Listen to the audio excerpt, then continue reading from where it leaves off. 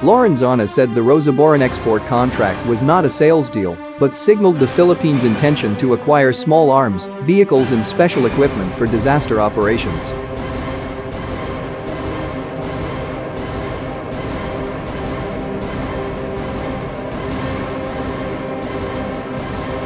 But the Philippines' biggest source of arms, the United States, was not worried at the prospect of equipment donated by its rivals China and Russia. "I don't attach very much significance to it, some trucks or guns being dropped off to a country that's fighting terrorists right now," U.S. Defense Secretary Jim Mattis told reporters on the plane to Bangkok. "It's a sovereign decision by the Philippines," he added.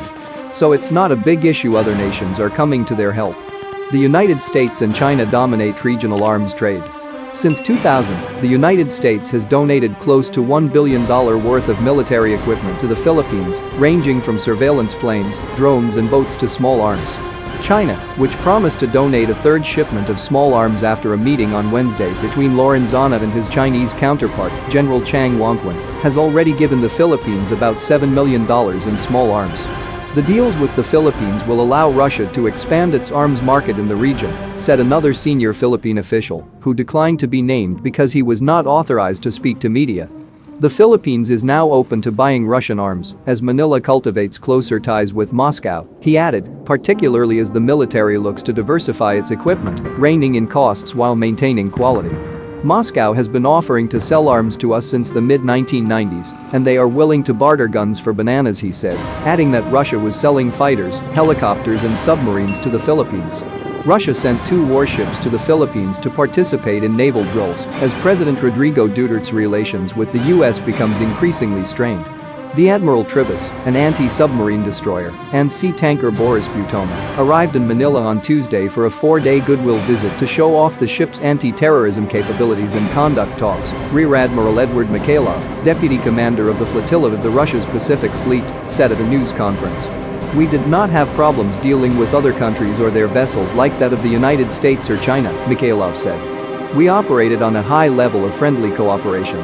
He said the biggest problem now in the world is terrorism and piracy, and the exercises will show you what we can do, and we will see what you can do. Mikhailov said Russia is willing to train the Philippines military how to stop Islamist militants from abducting tugboat crews. It's the first official contact between naval units from the Philippines and Russia. The United States and the Philippines annually conduct naval exercises, but Duterte has instructed the Defense Ministry to reformat drills with the U.S. Navy. As the 2 counties participated in drills in October, Duterte said President Barack Obama can go to hell.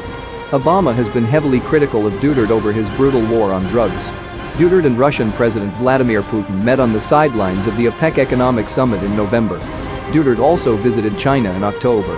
In December, Philippine Defense Secretary Delfin Lorenzana met in Moscow with Alexander Fomin, director of the Federal Service for Military Technical Cooperation of the Russian Federation, to explore possible military cooperation between the 2 nations. Related bomb blast at boxing match injures dozens in Philippines earlier last year. Lorenzana said Russia had offered to sell a submarine and drones to the Philippines.